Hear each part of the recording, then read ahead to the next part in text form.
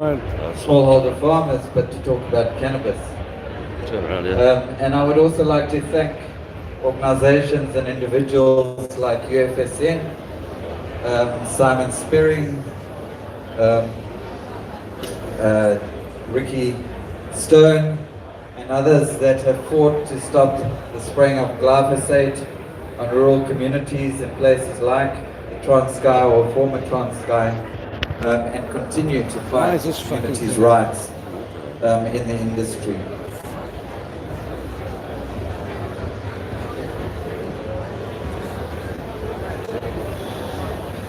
I'm calling it temporary deregulation because we're not quite sure where the industry is going at this stage. But so far, deregulation has largely excluded community, or at least made little attempt to actively engage them. There has been no formal and articulated process to create awareness, to educate communities about the change in law and about the change in their rights insofar as cannabis cultivation and use is concerned. In many instances, we're finding that outlying communities are still unaware of the changes in the law or are waiting for someone to inform them. We're finding that people are still being arrested and harassed by the police for growing a few plants in their garden. And we're finding that the courts and the police are often taking advantage of the lack of awareness and the lack of knowledge that people have around the plant. When we talk of cannabis, or when I talk of cannabis, I group it into a range of plants which I commonly refer to as indigenous, traditional, beneficial plants that people have used for centuries. Traditional communities, indigenous communities. And we find that there is a stigma attached to many of these plants, and cannabis is definitely an example of this, where communities have been pushed away from the use of these plants by, amongst others, churches, clinics, government institutions, all oriented towards the West. And we're finding that people have in many cases stopped using the plants or seeing value in them because of this Western influence.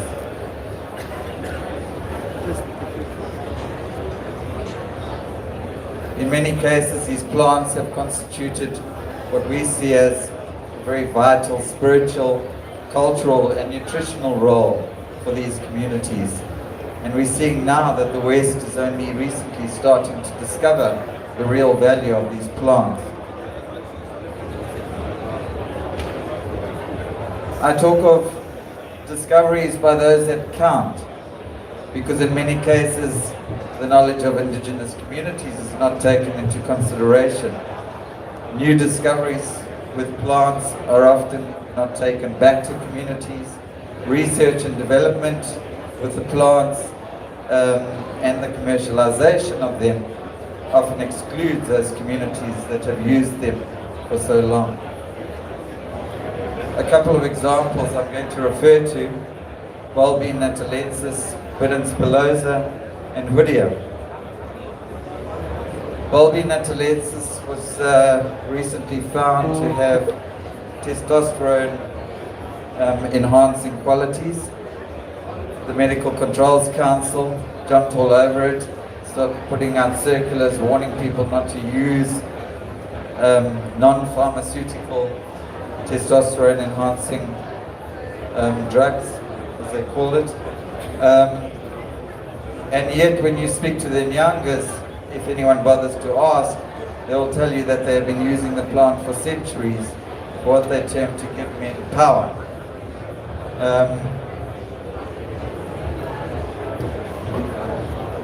The commercialization of the plant, as I say, has not just excluded communities, but in most instances or all instances, no one has really bothered to go back to those communities and tell them that they were in fact right in their use and care of the plant. Bidens pilosa, which is commonly known as blackjack, Utkatolo in Zulu, is now regarded as one of our most nutrient-rich leafy plants that we have.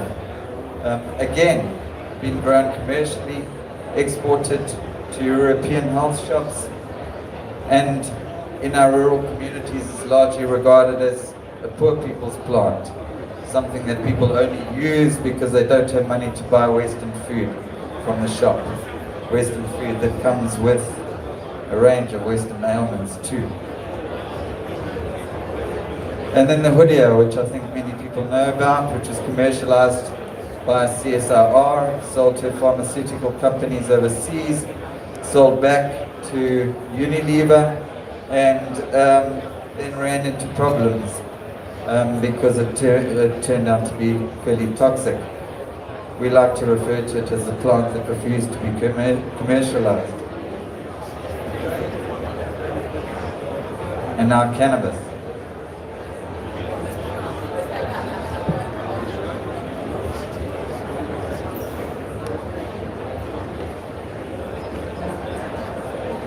Cannabis dates back centuries. It's been used spiritually. It's regarded as one of the most sacred plants amongst many indigenous communities. It is said that the Mayans purposefully gave tobacco, which back then was one of their most sacred plants, to the Spanish with the purpose of, or because they saw that it would eventually lead to the decay of the Spanish Empire. Which, in terms of the current commercialization of cannabis, I think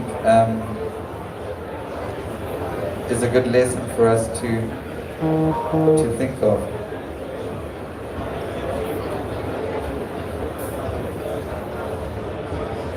In terms of its use spiritually, in Taoism, it was said to be used to eliminate selfish desire, achieve a state of naturalness, and assist with divination. In terms of the current commercialization around the plant, I think certainly the reference to selfish desire is something that we should be taking into account. The Hinduists saw cannabis as one of 5 sacred plants believed to hold the guardian angel in its leaf. And then the inventor of Buddhism is said to have lived on a single cannabis seed a day in his path to enlightenment. Again, possibly a lesson in selflessness.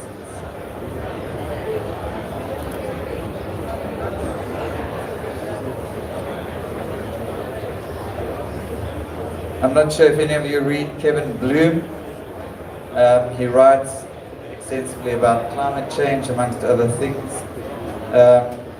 And one of the things that we're working with is around indigenous communities and climate change, and their role in showing us different ways of living. In his latest article, Kevin cites the IPBS report when he speaks of local communities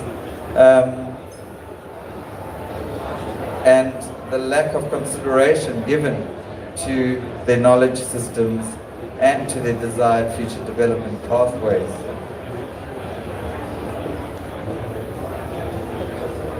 In terms of the industry itself, we're seeing what is now commonly termed as the green rush. In representing communities in rural areas in Zululand, the former Transkei, Mpumalanga, we're seeing, as I've already said, many being left out of the process, not represented, not being considered in terms of policy formulation. Our stance is that we shouldn't be waiting to invest in community. We should be looking at models of fair, transparent, equitable models of industry that we can start putting in place now. And we only need to look at other parts of Africa to appreciate the role of communities and the importance they bring to industry.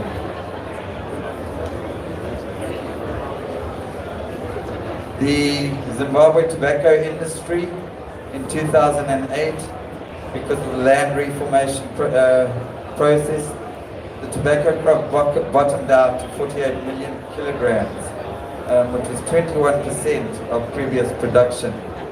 In 2014, it reached a record high of 217 million kilograms. The entire industry had been transformed. Where in 2000, just 1,500 small-scale farmers grew 97% of the crop, whereas in 2013, there were 110,000 small-scale farmers. So it does demonstrate the capacity of communities to produce. The industry changed primarily because of partnerships between private sector and community, direct partnerships, where private sector stepped in to engage with communities, to help with agronomy, with expertise, to help with inputs, and transform the industry by working with smallholder farmers.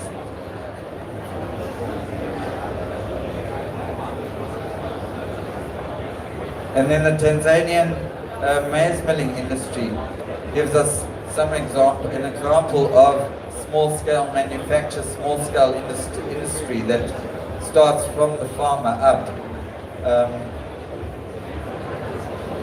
The majority of the milling industry is comprised of small-scale millers located close to farmers and within proximity of local populations.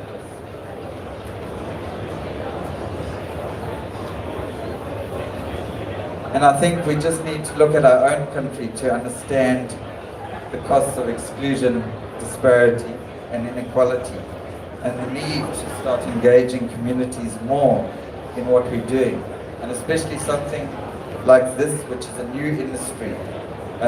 We would like to see an industry that is transformative, that starts off on a good footing. We would like to see partnerships between private sector and communities that are equitable, that are based on fair trade principles, that are based on local beneficiation and job creation.